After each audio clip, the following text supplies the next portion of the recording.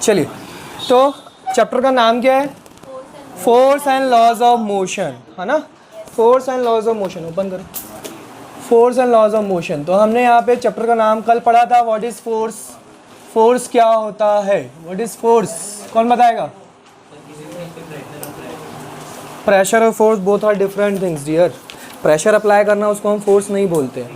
Force मतलब जब हम किसी सब ऑब्जेक्ट को क्या करते हैं, पुश या पुल करते हैं, और उसमें क्या होता है, मोशन या मूवमेंट क्रिएट होता है। ठीक है, जैसे कि ये डोर, इस डोर को मैं क्या करूं, जब तक फोर्स अप्लाई नहीं करूंगा तो क्या ये ऑटोमेटिक क्लोज हो जाएगा? क्या क्लोज हो जा? नहीं हो रहा है। हो रहा है क्या? क्लोज हो जा भाई। अरे भाई सुनाई नहीं दे रहा है? नहीं हो रहा ना क्लोज? क्यों नहीं हो रहा है? क्योंकि उस पर कोई फोर्स अप्लाई नहीं हो रहा है। जब तक मैं फोर्स अप्लाई नहीं करूंगा तब तक ये क्लोज होगा क्या? नहीं होगा। तो मतलब किसी ऑब्जेक्ट को जब हम क्या करते हैं, पुश या पुल करते हैं, और उसमें क्या आ जाता है, मूवमेंट आ जाता है, तो उसको हम क्या बोलते हैं? फोर्स बोलते हैं। फोर्स की डेफिनेशन क्लियर है? तो फोर्स समझ में आ गया ना? पुश और पुल को हम क्या बोलते हैं? फोर्स बोलते हैं। पर क्या शर्त क्या है, क्या होना चाहिए? मूवमेंट होना चाहिए उस ऑब्जेक्ट में। ठीक है, ऐसा नहीं कि फोर्स लगा रहे हो। ठीक है, ये देखो इस पे फोर्स लगा रहा हूं मैं। अब ये फोर्स लग रहा है कि नहीं? मूवमेंट नहीं है, बताओ। फिर भी फोर्स लग रहा है कि नहीं लग रहा है ना?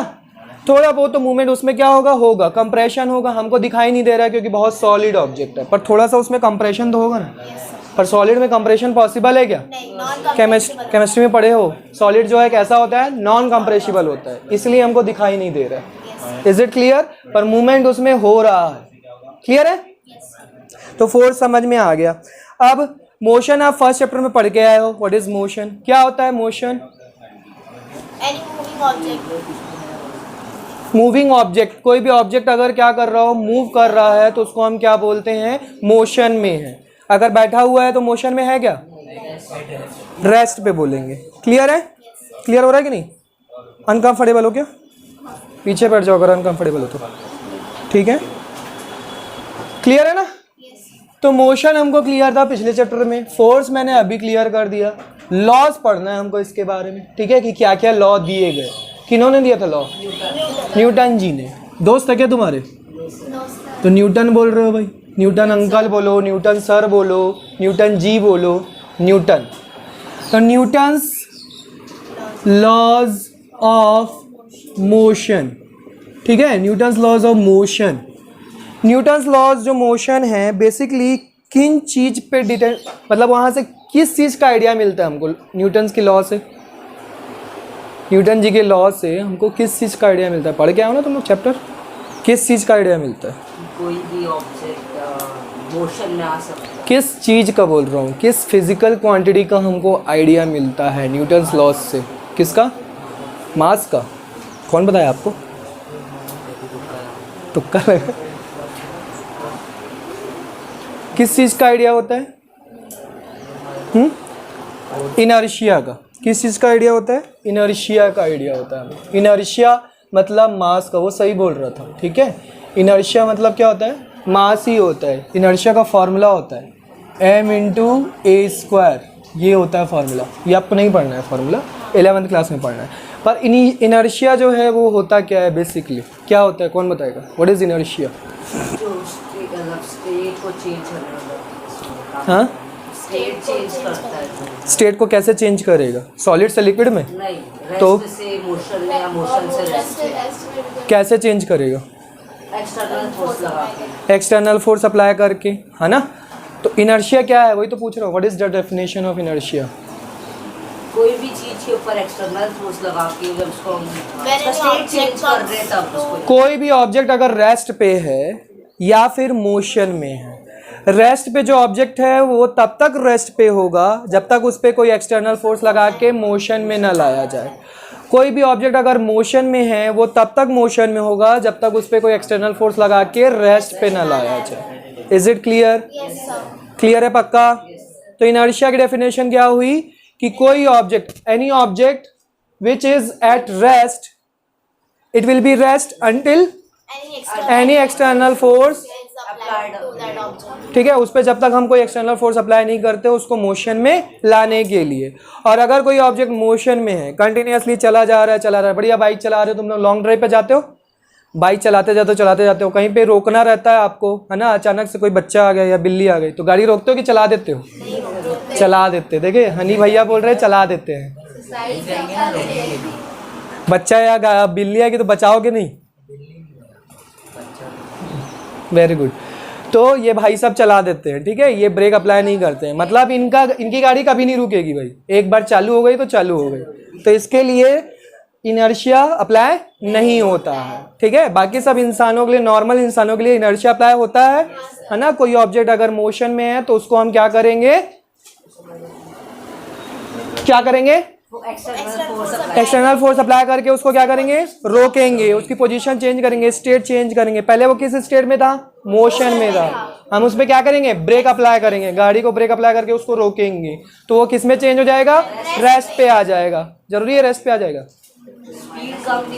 स्टिक कम भी हो सकती है, पूरा अच्छे से थोड़ी ना ब्रेक लगाएं, तो डिपेंड करता है, ठीक है। पर बेसिकली डेफिनेशन हमको क्या समझना है, मोशन में है तो रेस्ट पे लाने के लिए एक्सटर्नल फोर्स लगाना है, और अगर रेस्ट पे है तो मोशन में लाने के लिए क्या करना है, एक्सटर्नल फोर्स लगाना है। समझ में आया inertia?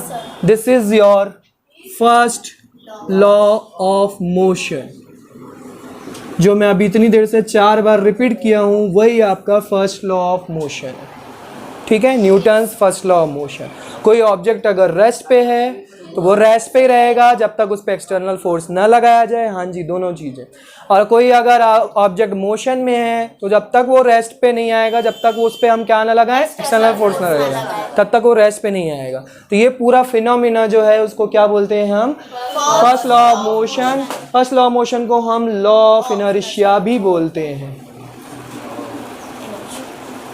Is it clear? Yes sir.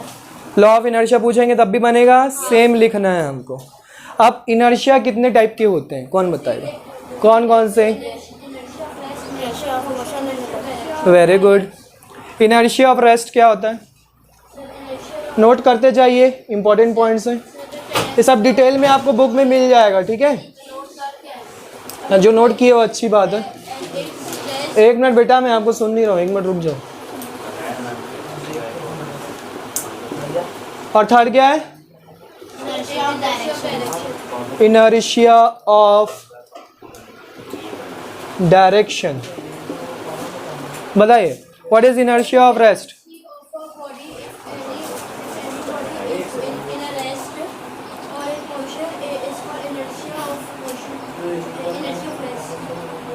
या तो रेस्ट पे होगा या तो मोशन में होगा। इनर्शिया ऑफ रेस्ट दोनों उसी में आ गया।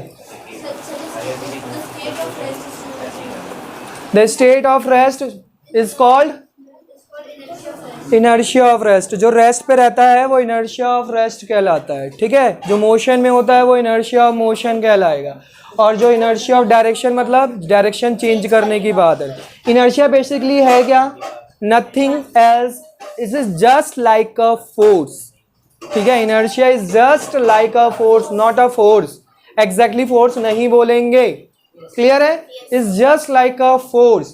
तो रेस्ट पे है तो आप उस पर फोर्स नहीं लगाओगे तो वो क्या होगा, मोशन में आएगा क्या, रेस्ट पे ही रहेगा। तो इसलिए उसको क्या बोल रहे हैं, इनर्शिया ऑफ रेस्ट बोल रहे हैं।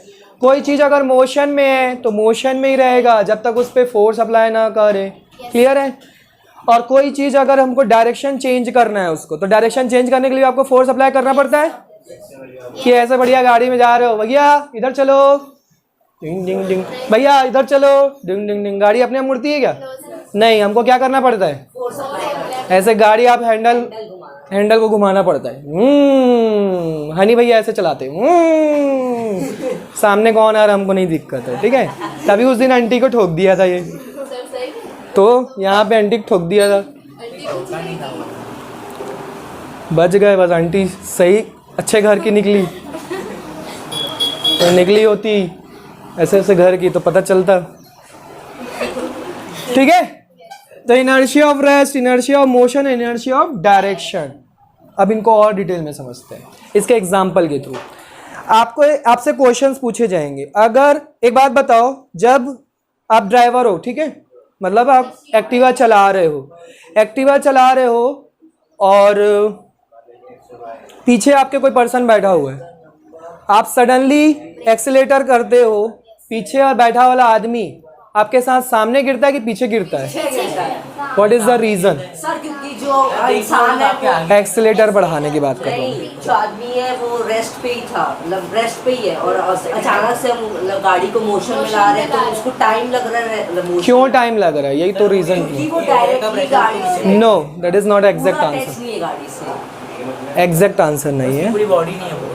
हाँ, वही एग्जैक्ट आंसर नहीं है, वही बता रहा हूँ। एग्जैक्ट आंसर क्या है कि सडनली जैसे ही आप एक्सीलेटर बढ़ाते हो, आपका लोअर पार्ट जो है कांटेक्ट में है गाड़ी के साथ, अपर पार्ट कांटेक्ट में है क्या?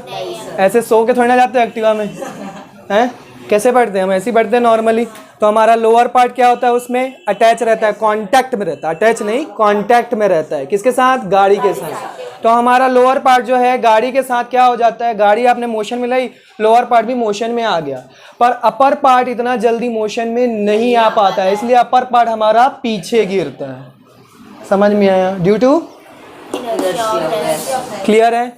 Inertia of motion. जैसे मान लो आप बस वगैरह में ट्रेवल किए हो, ट्रेन वगैरह में ट्रेवल किए हो, सडनली अगर ट्रेन में आप बस में ब्रेक मारते हैं, किस तरफ गिरते हो आप? आगे की तरफ कि पीछे की तरफ? आगे गिरते हो। ऐसा क्यों? कि वही बॉडी अटैच है ट्रेन से, पर डायरेक्ट फिर अटैच नहीं बोलना है भाई, कांटेक्ट में। हमारा लोअर पार्ट जो है, बॉडी जो है, लोअर बॉडी जो है, बॉडी का लोअर पार्ट जो है वो क्या है? किसके साथ कांटेक्ट में है? गाड़ी के साथ, ट्रेन के साथ या बस के साथ कांटेक्ट में है। तो सडनली उसने ब्रेक मारा, हमारी लोअर बॉडी जो है वो रेस्ट पे आ गई उसके साथ साथ, पर अपर बॉडी नहीं आ पाई, इसलिए हमारी अपर बॉडी क्या हो जाती है?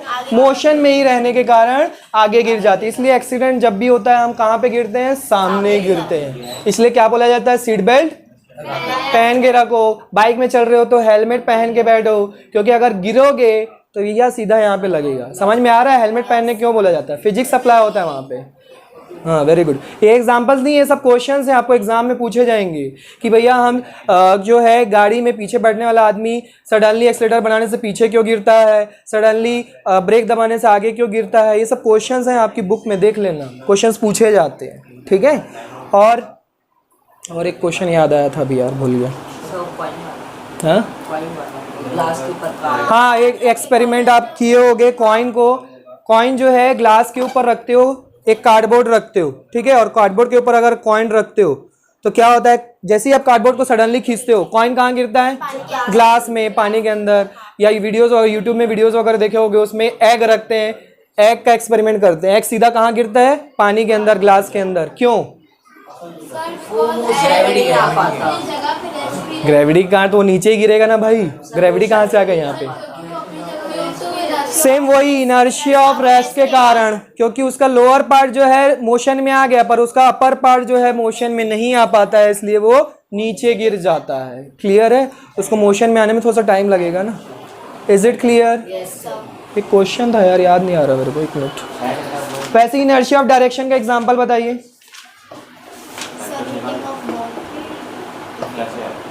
इनर्शिया ऑफ डायरेक्शन का कोई एग्जांपल बता सकता है भाई? इनर्शिया मतलब फोर्स, डायरेक्शन चेंज करना है, फोर्स अप्लाई करना है। मोड़ते तो हम एक साइड गिर जाते हैं। हाँ, जब हम मोड़ते हैं, ठीक है, जब हम मोड़ते हैं, टर्न करते हैं, तो हम किस तरफ झुकते हैं? इस तरफ झुक के मोड़ते हैं कि इस तरफ ऐसे झुक के मोड़ते हैं? अपोजिट डायरेक्शन मुड़ते हो कि जिस साइड मुड़ते हो उसी साइड झुकते हो? उसी साइड झुकते हो। आज जाके ट्राई करना जाते जाते, ठीक है? मोड़ते हो ना, तो आपकी मुंडी देखो, आप खुद ही बता रहे हो मेरी मुंडी कैसी है, ऐसे बोल रहे हो। उसके डायरेक्शन में कहाँ गए? मुंडी तो नीचे है ना, ये सीधी सीधी है ना। आप ऐसे टर्न कर रहे हो, पर आपका हेड जो है वो सीधा है, मतलब आप हेड के थ्रू अपनी बॉडी को इधर खींचने की कोशिश कर रहे हो। इधर ही जाओगे तो भैया गिर जाओगे यार। अभी यहीं देख लो, मैं अगर टिल्ट कर रहा हूँ अपनी बॉडी को, तो मेरी हेड जो है वो कैसा है? ऐसा है। ऐसे करूँगा तो मेरे को लगेगा अरे अब गिरा, क्योंकि ये बॉडी को ये भी गिरा देगा ना साथ में ले जाके, भी तो फोर्स अप्लाई करेगा। इसीलिए हम ऑपोजिट डायरेक्शन में लेके जाते हैं। तो वही है इनर्शिया ऑफ डायरेक्शन। जब हम डायरेक्शन टर्न करते हैं तो हम क्या करते हैं? उसको ऑपोजिट डायरेक्शन में अप्लाई करते हैं। जैसे क्या हो रहा था? सडनली एक्सीलेटर गिर रहे थे, पीछे गिर रहा था, सडनली ब्रेक दबा रहे थे तो आगे गिर रहा था। अगर right side, left side turn कर रहे हो तो आपकी बॉडी राइट साइड करनी पड़ेगी, तभी आप टर्न कर पाओगे। उसी साइड अगर आप झुक के टर्न करोगे तो गिर जाओगे। देखना, कभी भी बाइक रेस वगैरह देखते हो, उसमें कैसे ऐसे पूरा ऐसे लेग को ऐसे किया कर दिया जाता है ना, ये पूरा ऐसे लेग कर दिया जाता है और ऐसे पूरा सो के टर्न किया जाता है। उनकी हेड देखना कभी ध्यान से, वो ऐसे नहीं करते, वो ऐसी रहती है सीधा, देखे हो ना। वो यही रीज़न है, क्योंकि हम अपने आप को क्या करते हैं, उसके ऑपोजिट डायरेक्शन में खींचने की कोशिश करते हैं। क्लियर है? पक्का? तीनों चीज़ें समझ में आई? इनर्शिया ऑफ रेस्ट क्लियर है? एक अच्छा सा क्वेश्चन है, याद नहीं आ रहा है, चलो याद आएगा तो बताऊंगा। हाँ क्या फैन?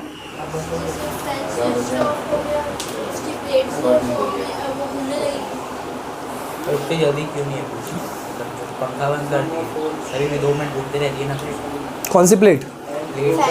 हाँ वो तो मोमेंटम है, वही पढ़ने वाले हो अभी आप।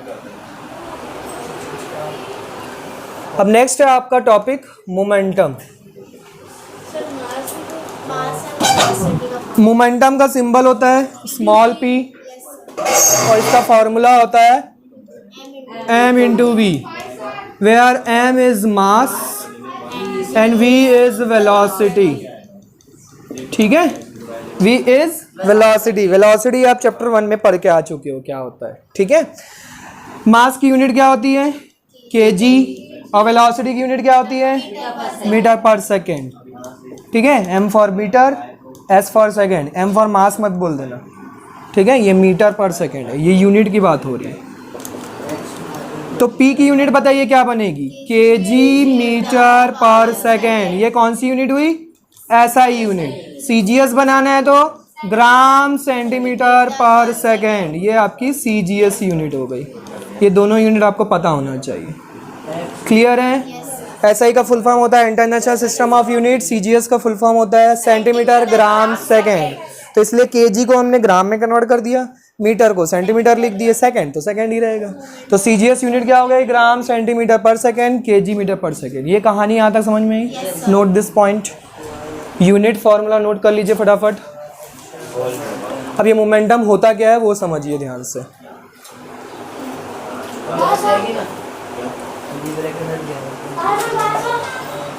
लिखा हुआ है।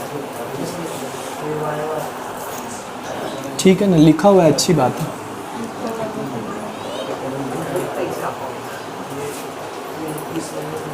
तो बहुत गर्मी बढ़ा दी है यार हनी, यार तुम। पेट वेट ठीक है ना तुम्हारा? तो गर्मी क्यों बढ़ा दी हो?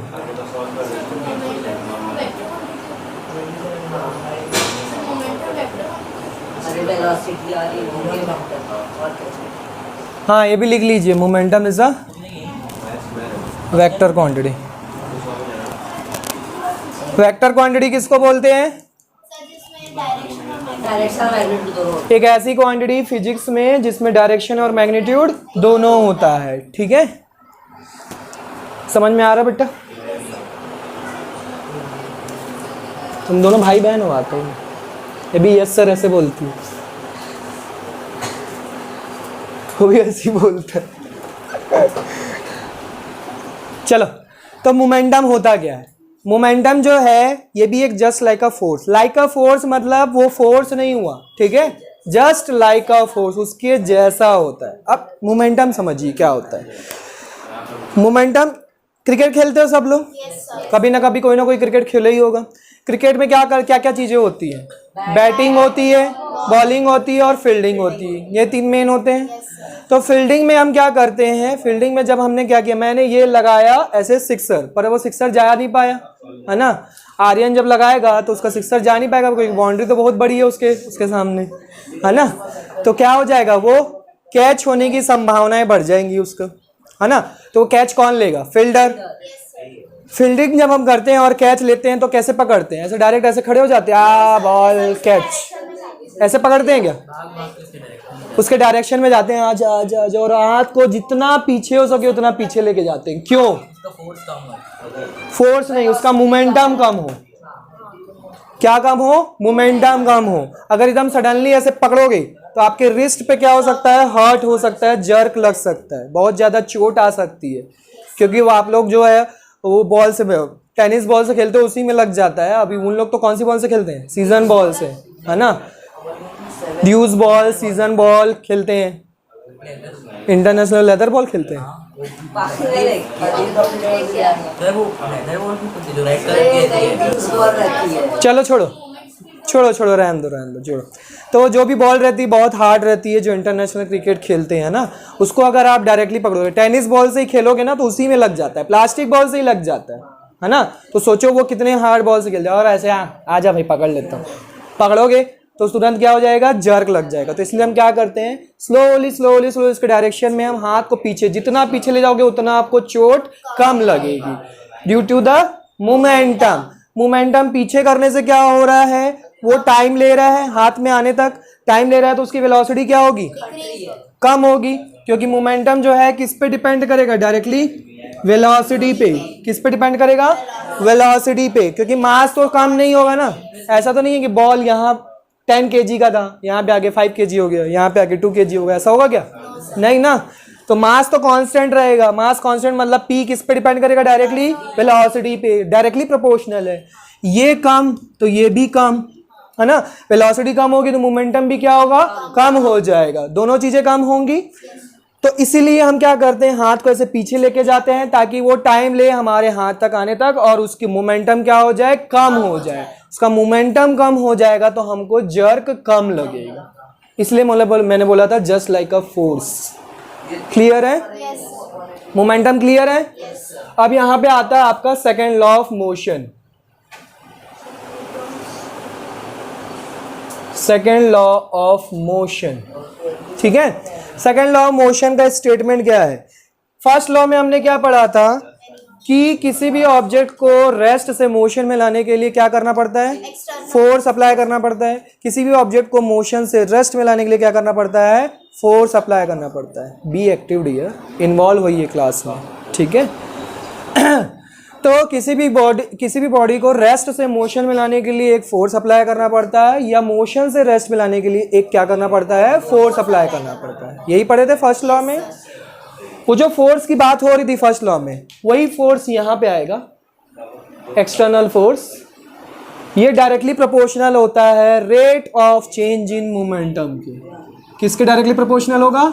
Rate of change in momentum. dp is equal to होता है change in momentum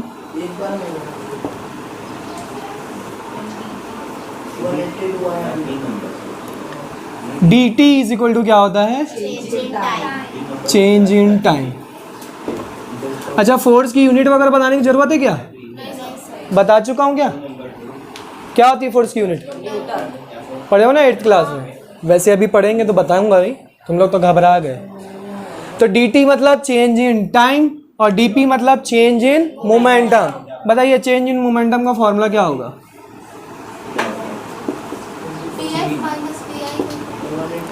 pf minus pi। What is the meaning of this? Final momentum minus initial momentum. Note करते जाइए ना ये सब चीजें।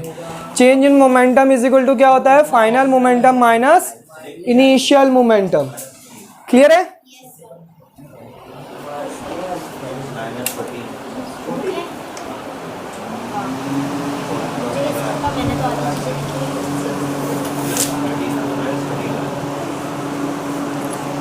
बहुत गर्मी पड़ गई ना, हाय गर्मी।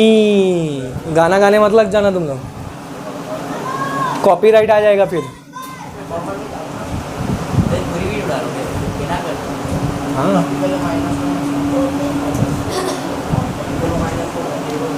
बच्चा लोग बन रहा है आप लोग से? बन रहा है? तो चेंज इन मोमेंटम क्या होता है? Final momentum minus initial momentum. Final momentum का फॉर्मूला बताओ। मोमेंटम का फॉर्मूला अभी देखा था हमने, क्या होता है? m इंटू वी, मतलब वेलोसिटी। v for velocity. जब मैं फाइनल मोमेंटम ले रहा हूँ मतलब कौन सी वेलोसिटी लूंगा? Final velocity. फाइनल वेलोसिटी को v से लिखते हैं। और इनिशियल मोमेंटम लूंगा तो कौन सा फॉर्मूला लिखूंगा? m इंटू यू, क्योंकि u जो है वो इनिशियल वेलोसिटी होती है। क्लियर है यहाँ तक? अब एक्सटर्नल फोर्स। अब फोर्स का फॉर्मूला जनरेट करने जा रहे हैं। ये डेरिवेशन है, बहुत इंपॉर्टेंट है, एग्जाम में पूछा जाता है, ठीक है। यहाँ पे डीपी की जगह पे मैं क्या लिख सकता हूँ, पीएफ। अच्छा, यहाँ पे क्या करो आप, सबसे पहले प्रोपोर्शनल लिमिट हटाओ और यहाँ पे क्या कर दो, एक कांस्टेंट के लगा दो, डीपी बाय डी। ठीक है, अब इस के की वैल्यू फाइंड आउट करोगे। लेट, मैं क्या करता हूँ, लेट फोर्स, एक्सटर्नल फोर्स लगाता हूँ कितना, 1 न्यूटन का। ठीक है, और उसमें चेंज इन मोमेंटम कितना आ रहा है, rate of change in momentum. अच्छा, चेंज इन मोमेंटम जो है उसमें कितना आ रहा है, 1 kg पर मीटर सेकेंड का, 1 kg मीटर पर सेकेंड का इन 1 सेकेंड। यूनिट है फोर्स की। ठीक है, जैसे मास की यूनिट होती है केजी, वैसी फोर्स की यूनिट है न्यूटन। बताऊंगा अभी, फार्मूला तो जनरेट करने दो। तो 1 न्यूटन का फोर्स लगाने पर उसमें चेंज इन मोमेंटम कितना आ रहा है, 1 kg मीटर पर सेकेंड का, और कितने टाइम में, 1 सेकेंड में। तो के की वैल्यू कितनी होगी, यहाँ पे 1 पुट करो, ये के, इसकी वैल्यू 1, इसकी वैल्यू 1, के की वैल्यू कितनी आ जाएगी, सॉल्व करने पर 1 आ जाएगी। क्लियर है, तो के की वैल्यू यहाँ पे 1 पुट कर दो। तो एक्सटर्नल फॉर्मूला क्या मिल गया, डीपी बाय डी। ये आपका मेन है सेकेंड लॉ, याद रखना है, this is your second law, second law of motion, Newton's second law of motion. DP by D, change, rate of change in momentum. क्या पढ़ते हैं इसको, rate of change in momentum, rate of change in momentum. First law में जो हमने force लगाया है external force, second law में वही एक्सटर्नल फोर्स किसके इक्वल हो जाता है, rate of change in momentum के इक्वल हो जाता है। ठीक है, rate of change in momentum के इक्वल हो जाता है, यही हमारा क्या कहलाता है, सेकेंड लॉ कहलाता है। आ जाते हैं आगे, अब फॉर्मूला अप्लाई कीजिए। डीपी की जगह मैं क्या लिखूं, एम वी माइनस, अच्छा पहले फॉर्मूला लिख लो, P F minus P I, final momentum minus initial momentum, है ना। dt को dt रहने दो, इसको भी लिख सकते हो final time minus initial time, per dt रहने दो। ठीक है, ये क्या होगा, फाइनल मोमेंटम का फॉर्मूला एम वी इनिश M U upon D T, F external is equal to, दोनों में से m कॉमन निकाल लिए, m कॉमन निकाल लिए, क्या बचा, v minus U upon D T. ठीक है, v minus U upon D T, याद आ रहा है किसका फॉर्मूला है, एक्सलरेशन का, वेरी गुड। तो change in velocity upon change in time किसका फॉर्मूला होता है, एक्सलरेशन का, यहाँ पे लिख रहा हूँ मैं, है ना। तो फोर्स का फॉर्मूला क्या मिल गया, m into A, this is your formula, m into A. When, ये फॉर्मूला आपको कब लगाना है, फॉर कांस्टेंट मास, जब आपका मास कांस्टेंट हो तब आप ये फॉर्मूला लगाओगे, F is equal to M A. जब मास कांस्टेंट नहीं होता तो F is equal to M A नहीं लगाते, बेस क्लास में पढ़े थे। क्लियर है, लिख लीजिए। तो यूनिट बताऊं मैं, नोट कर लो, ये स्टेप्स इजी हैं, बुक के भरोसे मत रहिए।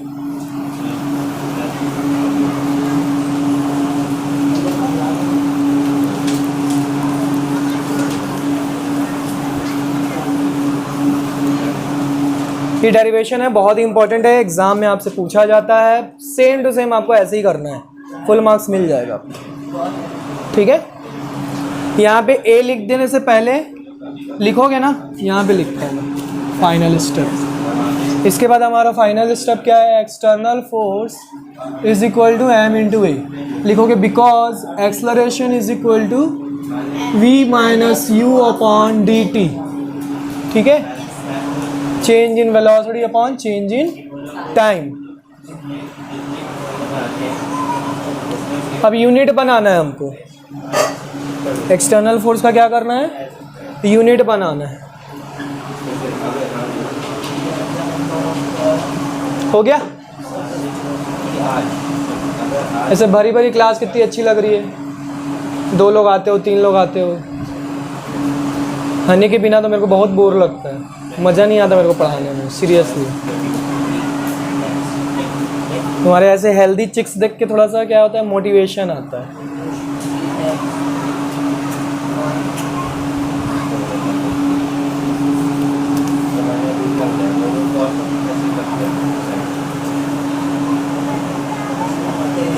हो गया, अब फोर्स की यूनिट बनानी है हमको। ठीक है, तो फोर्स यूनिट कैसे बनाएंगे? मास की यूनिट क्या होती है? केजी। एक्सेलरेशन की यूनिट क्या होती है?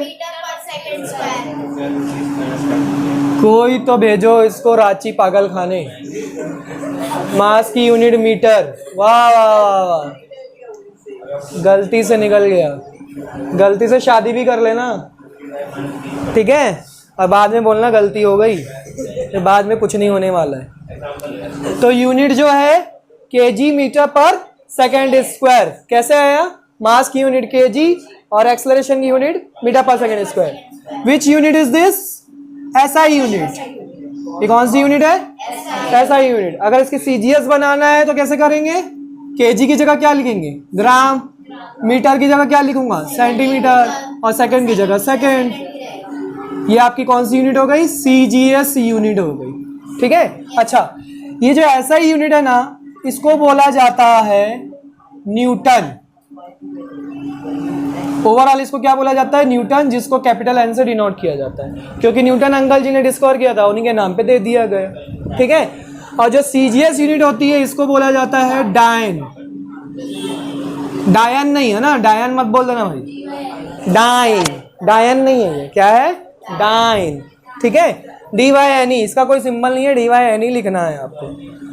क्लियर है? तो 1 डाइन इज इक्वल टू कितना होता है?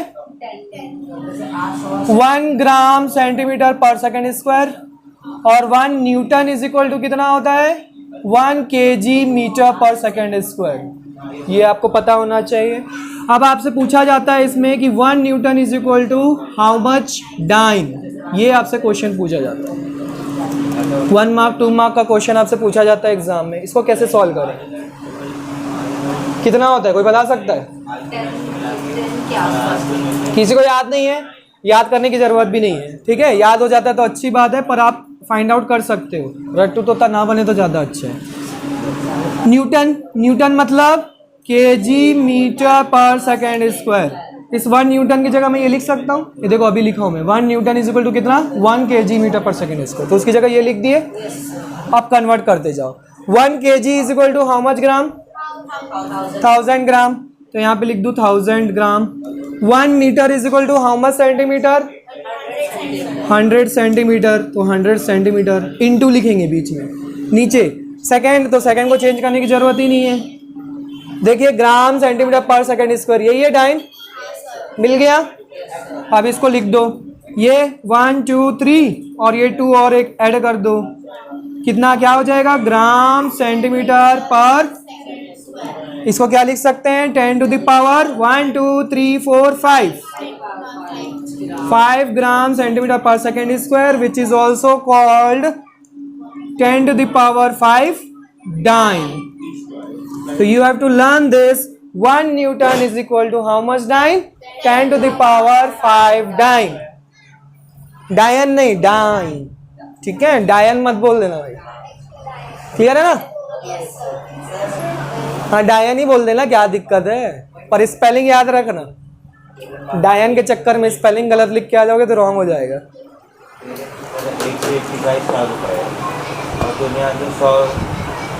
सेकेंड लॉ समझ में आया?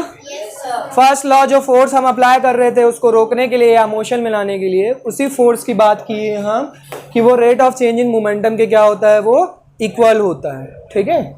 उसके बाद फिर ये डिराइव करके हमने फॉर्मूला निकाला फोर्स का। तो फोर्स का फॉर्मूला जब भी पूछूं क्या लिखोगे? m इंटू ए या फिर dp अपॉन dt। ये दो फॉर्मूले याद रखने फोर्स के, या तो m इंटू ए या तो dp upon dt। Go and check. Clear है? रब कर दूं इधर का? रब कर दूं? पक्का?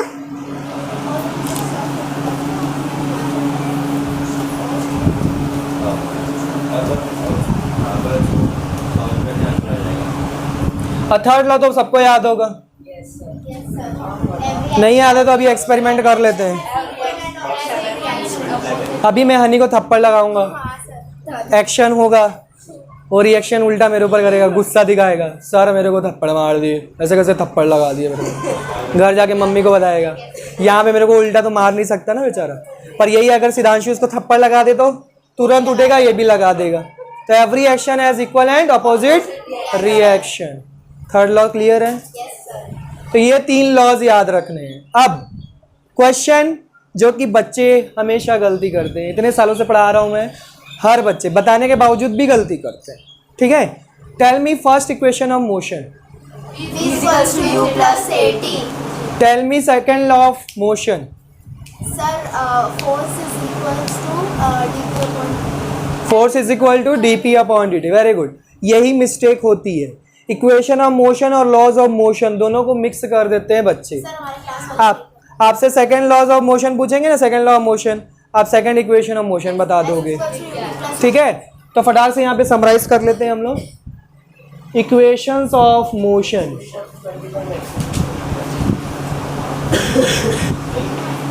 मोशन इक्वेशन ऑफ मोशंस में फर्स्ट इक्वेशन क्या होता है? v is equal to u plus 80 where v is u is a is t is very good, s is displacement और distance, s is equal to ut plus half 80 square. Third equation क्या होता है? Very good. तो ये equations of motion होते हैं। Laws of motion अगर आपसे पूछा जाए तो लॉज ऑफ मोशन बताना है आपको। फर्स्ट लॉ क्या होता है? इनर्शिया। इनर्शिया ही हमारा फर्स्ट लॉ होता है, ठीक है। सेकेंड लॉ क्या होता है? एफ जो है वो equal to D P by D T, ये लॉ है और इसका फॉर्मूला क्या मिला हमको? F is equal to M into A, ठीक है। और थर्ड लॉ क्या है? Every action has equal and opposite reaction. लिख लीजिए, समरी कर लीजिए, has equal and opposite reaction. अब आप आज बता दिया ना, कल पूछूंगा ना तुम लोग से, देखना यही गलती करोगे। इक्वेशन पूछा जाता है तो क्या बताते हैं? लॉ बताते हैं। लॉ पूछा जाता है तो इक्वेशन बताते हैं, अपोजिट रिएक्शन, ठीक है। दोनों को मिक्स तो नहीं करोगे भाई? बिल्कुल मिक्स नहीं करना है आपको। सर इक्वेशन तो एकदम अच्छे से आता है। इक्वेशन एकदम अच्छे से आता है। फिर भी मिक्स हो जाता है क्योंकि लॉस पढ़ लिए ना। अब देखना मिक्स होगा। लॉ पूछूंगा तो इक्वेशन बताओगे और इक्वेशन पूछूंगा तो लॉ बताओगे 100%। अरे इतने सालों से सब ऐसे ही बोलते थे हर साल बच्चे, पर करते जरूर थे। ये गौरव भैया से भी यही गलती हुई है, पूछ के देख लो, किए थे ना।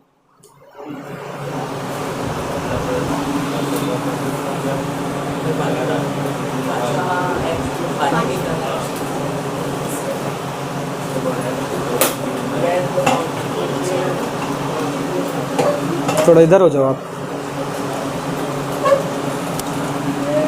हो गया? तो मोमेंटम का अच्छे से क्लियर हो गया।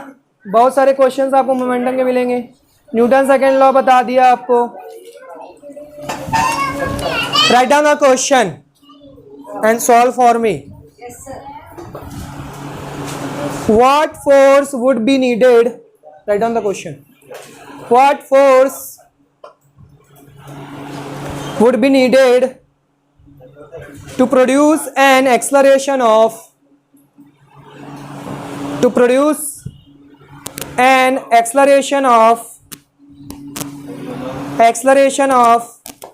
4 meter per second square 4 meter per second square in a ball of mass 6 kg, in a ball of mass 6 kg। फटाफट सॉल्व करिए। कितना आया? You have to write firstly given data, ठीक है। जो भी गिवन है you have to write down. Question को रीड करिए बार बार, क्या गिवन है ध्यान से समझिए। गिवन पहचानने का तरीका है यूनिट। यूनिट आपको पता होना चाहिए। यूनिट देखिए, समझिए कि क्या गिवन है।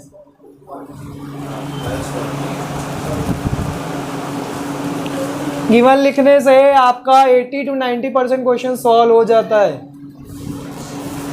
तो हैबिट डालिए गिवन लिखने की। 24 newton. 24 newton, very good. Tell me the given.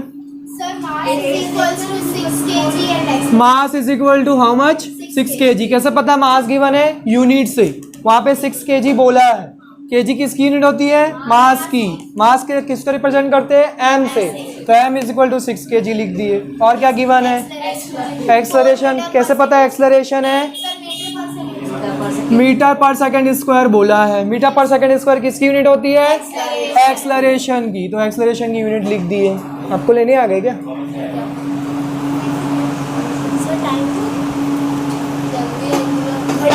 चलिए नेक्स्ट। और क्या गिवन है? फोर्स फाइंड आउट करना है। अभी मैंने फोर्स का फॉर्मूला बताया था क्या? बस वैल्यू पुट कर दो, सॉल्व कर दो। m की वैल्यू 6, a की वैल्यू 4, कितनी आ जाएगी? 24 kg metre per second square, है ना? जिसको मैं क्या लिख सकता हूँ? 24 newton. Note it down and write down the next question. हो गया? Yes, sir. नेक्स्ट क्वेश्चन लिखिए। Calculate the force required, calculate the force required to impart impart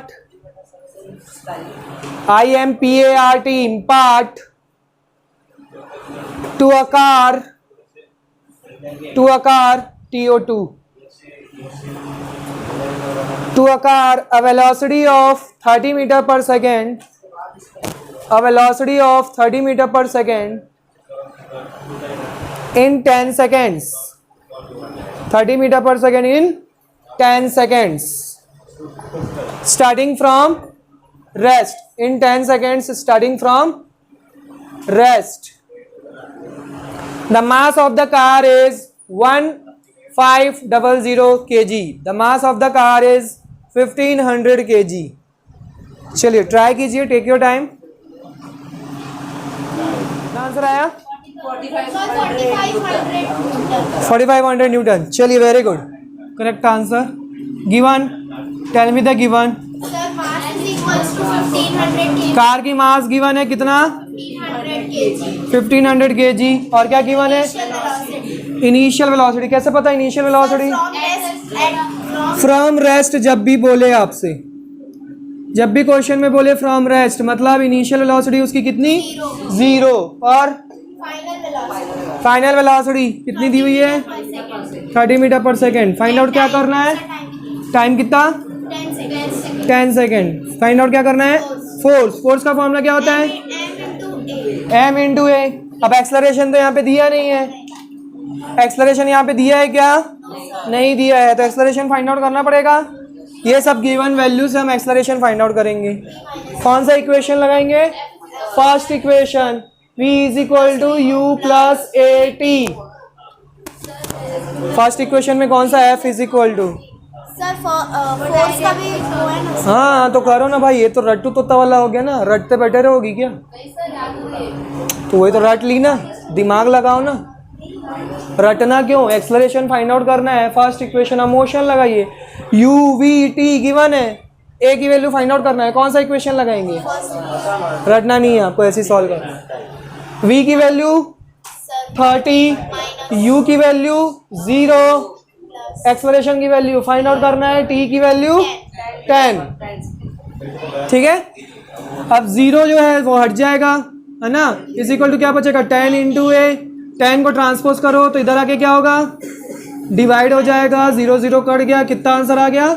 3 metre per second square. हमको क्या फाइंड आउट करना है? Force. Force का formula m into a. अब a आ गया हमारे पास। m की वैल्यू कितनी गिवन है? 1500. एक्सलरेशन कितना गिवन है? 3 metre per second square. f is equal to कितना आ जाएगा? 4500 kg metre per second square, which is also called newton. Is it clear? Yes, sir. Solve another one question.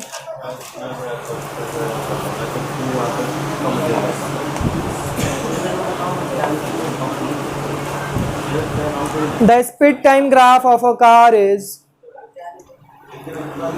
the speed time graph of a car is given alongside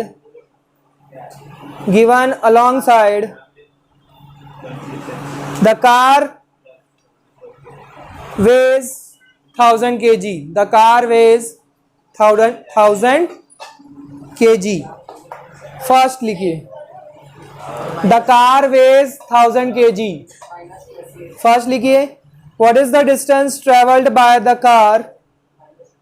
What is the distance traveled by the car in the first 2 seconds? By the car in the first 2 seconds. Second point is, what is the braking force applied? What is the braking force applied? What is the braking force applied at the end of 5 seconds? At the end of 5 seconds to bring the car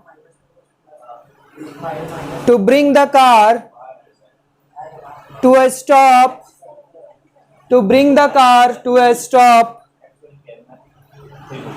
within 1 second.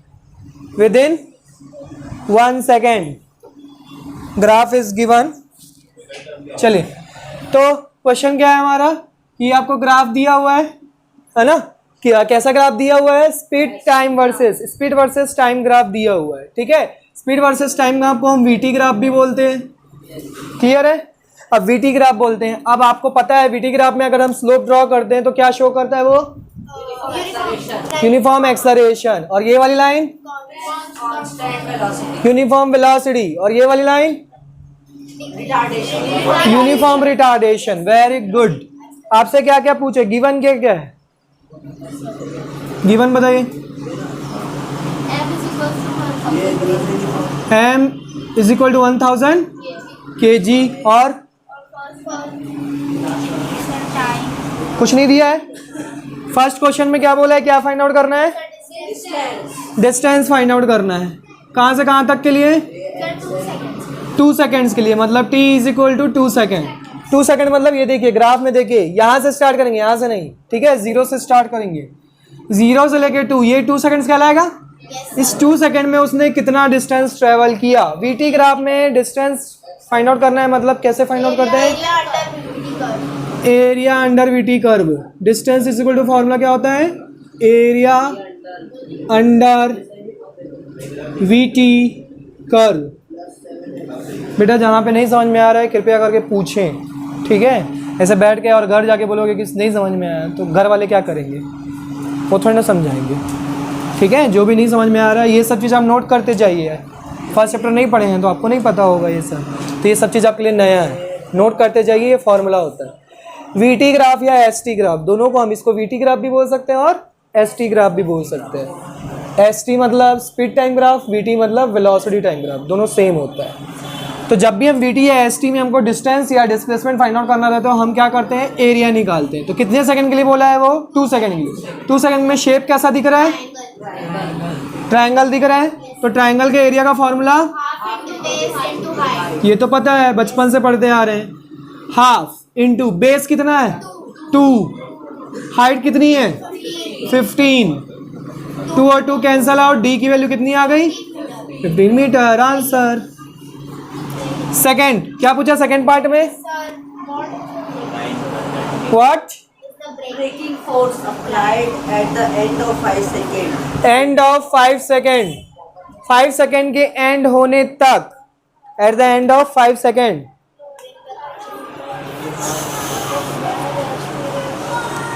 Breaking force find out करना है. Braking force मतलब force ही find out करना है ना. Force का formula क्या होता है? m इंटू ए. मास गिवन है क्या? बिल्कुल गिवन है. एक्सलरेशन नहीं गिवन है. एक्सलरेशन हमको फाइंड आउट करना पड़ेगा. कैसे फाइंड आउट करेंगे? ठीक है, कहाँ पे बोल रहा है वो ब्रेकिंग फोर्स अप्लाई करना है? Eight the end of 5 second. 5 second and होगा, उसके बाद हमको अप्लाई करना है. मतलब यहाँ से फोर्स अप्लाई करना है. मतलब 5 to 6 सेकेंड में जो वो ट्रैवल कर रहा है, कैसा ट्रैवल कर रहा है वो? रिटार्डेशन, उल्टा डायरेक्शन में आ रहा है, ठीक है। ये ग्राफ कैसा होता है, ये पहले ऐसा, ऐसा और ये ऐसा, यूनिफॉर्म रिटार्डेशन हो रहा है वो, ठीक है। यूनिफॉर्म रिटार्डेशन मतलब एक्सलरेशन की वैल्यू नेगेटिव। अब एक्सलरेशन वैल्यू को फाइंड आउट करना है, कैसे फाइंड आउट करूँगा? स्लोप है ना, स्लोप का फॉर्मूला क्या होता है? Very good, perpendicular upon base, यही होता है। परपेंडिकुलर कितना है? 15, बेस कितना है? 1। कौन कौन 6 बोल रहा है? बेस कितना है? 1 है ना? ओके, ये 15 मीटर पर सेकेंड है ना, और ये सेकेंड, तो एक्सलरेशन कितना आ गया? 15 metre per second square. Acceleration आ गया, फोर्स निकाल लो। एम की वैल्यू कितनी है? 1000 इंटू, अच्छा ये एक्सलरेशन नेगेटिव होगा कि पॉजिटिव? नेगेटिव आएगा, क्योंकि हम नेगेटिव डिस्प्लेसमेंट कर रहे हैं, तो यहाँ पे माइनस पुट कर देना, नेगेटिव आएगा -15, ठीक है। तो फोर्स भी आपका क्या हो जाएगा?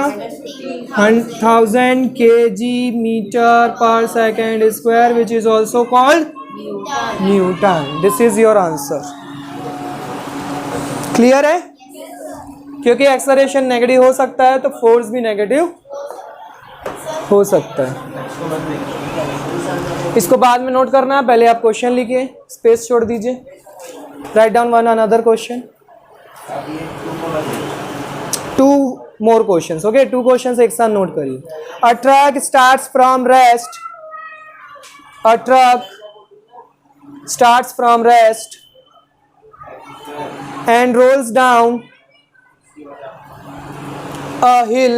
Rolls down a hill with constant acceleration.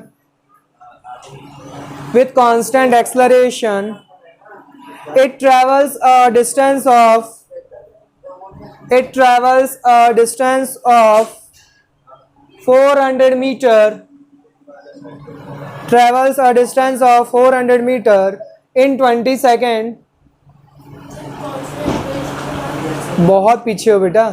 Find its acceleration. Find its acceleration. Find the force acting on it. Find the force acting on it.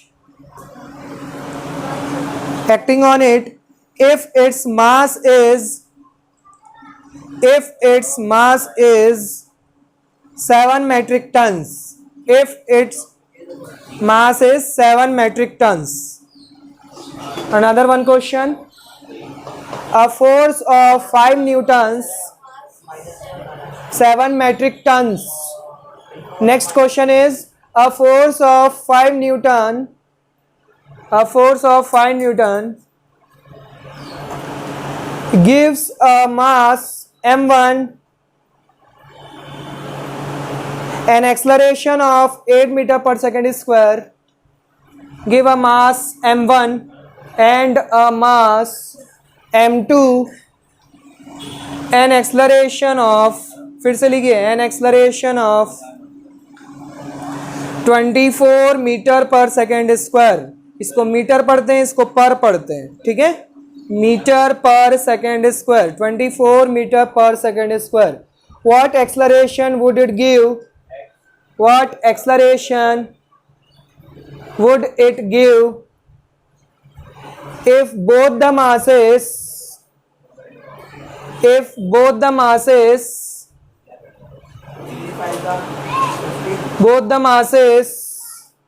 are tied together? Both the masses are tied together. Solve the questions. Physics में numerical solve करना बहुत important होता है, तभी आपका physics आपका क्या हो जाएगा? स्ट्रांग हो जाएगा। फिर न्यूमेरिकल सॉल्व करने से थ्योरी भी क्लियर होते जाती है। जितने ज़्यादा हो सके क्वेश्चन सॉल्व किया करो, ठीक है। Solve the questions.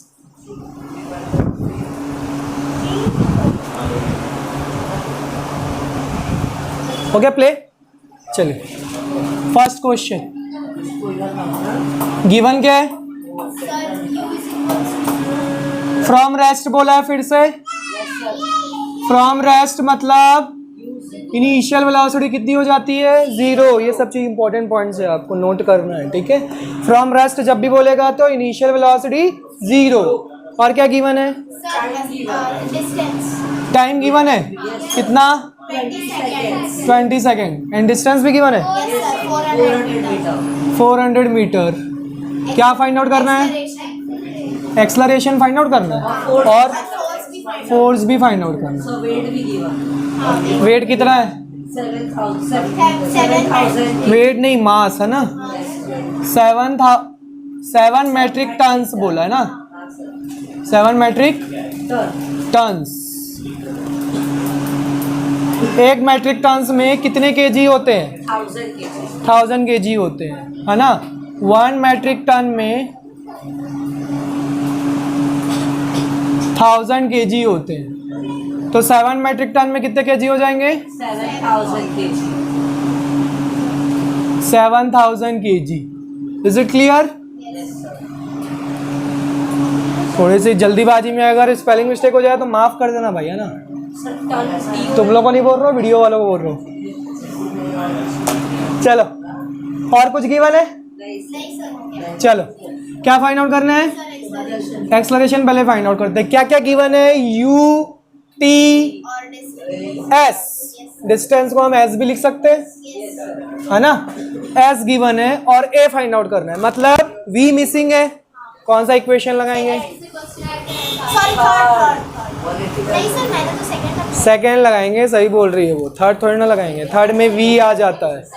We missing कौन सा इक्वेशन में होता है? Second equation of motion. देखिए इसमें वी मिसिंग है, तो कौन सा इक्वेशन लगाएंगे? सेकेंड वाला। एस की वैल्यू 400, यू की वैल्यू 0, मतलब ये वाला टर्म 0 हो गया। हाफ। ए की वैल्यू कितनी है? फाइंड आउट करनी है। टी की वैल्यू 20 का स्क्वायर कर देंगे, ये 2 इधर आके क्या हो जाएगा? मल्टीप्लाई हो जाएगा। ये 20 का स्क्वायर कितना होता है? 400 डिवाइड हो गया। एक्सलरेशन कितना आ गया? 2 metre per second square. Force find out करना है, formula m into a. F is equal to m की वैल्यू कितनी है? 7000 केजी। एक्सलरेशन की वैल्यू कितनी है? 2 मीटर पर सेकेंड स्क्वायर। कितना आएगा? विच इज ऑल्सो कॉल्ड न्यूटन। तो फोर्स कितना आ गया? आया? बूझा? बूझा कि बूझ गया? बूझा। बूझा मतलब समझ में आया। Question number 2 given. Force given है कितना? 5 Newton. How much? 5 Newton. Next sir m1 मास है। मास जो है m1 मास होगा तब कितना बोल रहा है एक्सलरेशन? जब m1 होगा तो acceleration 8 metre per second square. जब m2 होगा तो हाँ आगे if both mass Tide together. जब दोनों मास को क्या कर दिया जाए? टाइट कर दिया। देखो लॉजिक क्या है, एक m1 मास का ब्लॉक है और दूसरा m2 मास का ब्लॉक है, ठीक है। इस पे फोर्स लगा रहे हैं हम 5 न्यूटन का, तो इसमें एक्सलरेशन कितना आ जा रहा है?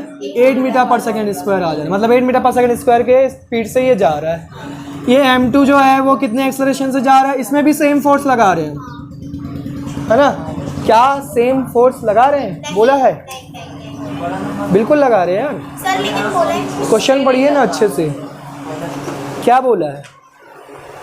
A force of 5 Newton gives a mass m1 and acceleration of 8 meter per second square and a mass m2 and acceleration of 24 meter square per second square। समझ में आया? तो 5 न्यूटन का जो फोर्स है वो m1 को इतना दे रहा है और m2 को कितना दे रहा है? 24 मीटर पर सेकेंड स्क्वायर, ठीक है। आगे क्या बोल रहा है? m1 और m2 की वैल्यू मिल जाएगी क्या? इसको क्या कर दो, ये 5 है, इसकी वैल्यू यहाँ पे भी इसकी वैल्यू 5 है।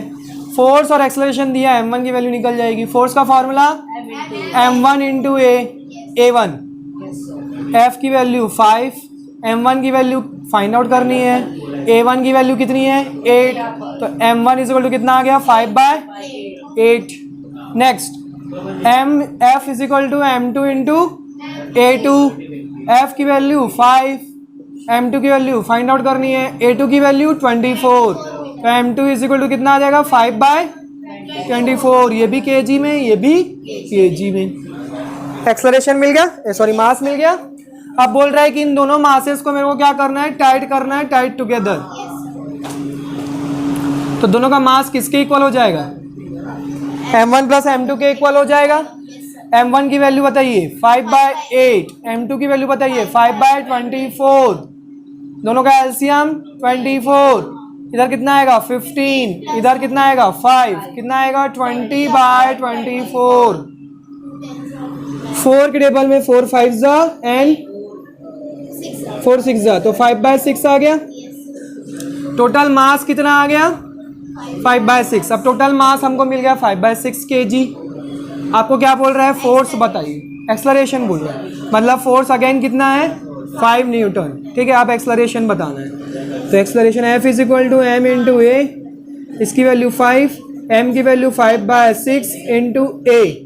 ठीक है, ये 5/6 को इधर ट्रांसपोज करेंगे, इधर आके क्या हो जाएगा 6/5 is equal to A, 5 cancel out, A की वैल्यू। 6 metre per second square. Is it clear? Yes sir. Note this points. कहाँ पे,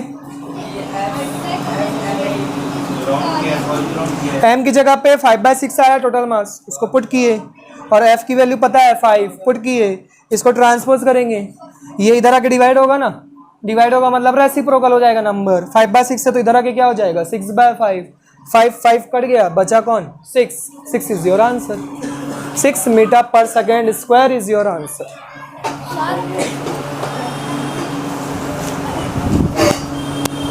क्लियर है बच्चों? तो वीडियो में बैठ के ताली बजा दो एक तो।